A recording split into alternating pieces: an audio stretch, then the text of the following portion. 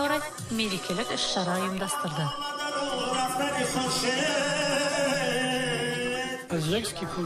Сафар Тәжік этно-мәдени бірлестігі 2016 жылдың қыркүйек айында құрылды. Сафар сөзі саяхат жасау деген мағына береді. Бірлестіктің құрылғанына аз уақыт болса да, біршама жұмыс атқарылды.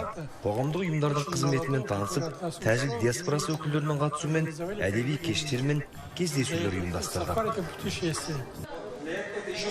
Арнайы ұйымдастырылған көрме тәжіктің мәдениетінен, салт дәстүрінен, киіну мәнерінен, тұрмыс-тіршілігімен, аспаздық шеберлігінен хабар береді. Тәжік асханасы оннан жасалатын тағамның көптігімен және жеміс-жидектің санаулылығымен ерекшеленеді. Біз көрме қонақтарына қазақстандық тәжіктердің мәдениеті, салт дәстүрі туралы мағлұмат беруге тырыстық.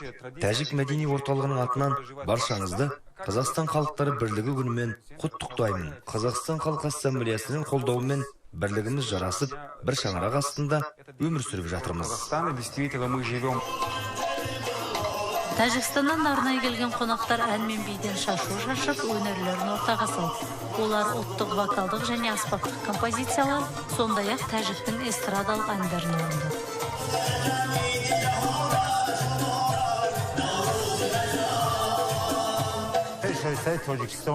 Біз бұл мерекеге Тәжікстаннан арнайы келдік. Тәжік қазақ халқына, сондай-ақ осы елде өмір сүріп жатқан барлық ұлт өкілдеріне мерекелік көңіл-күй сыйлап қуантқымыз келді. Біз көршілес мемлекеттердің достығын қолдаймыз.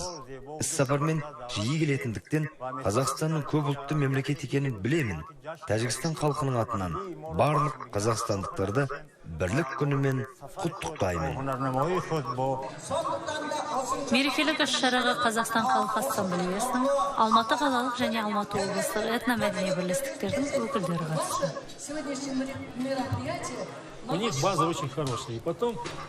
Барлық қазақстандықтарды Қазақстан халқы бірлігі күнімен құттықтаймын. Бейбітшілік, еңбек, мамыр сөздері бала кезімізден жадымызда сақталып қалды. Біздің әкелеріміз бен аталарымызға Қазақстанда өмір сүріп жатқан халықтардың бірлігін арттырып, достығын жарастырған үшін алғыс айтамын.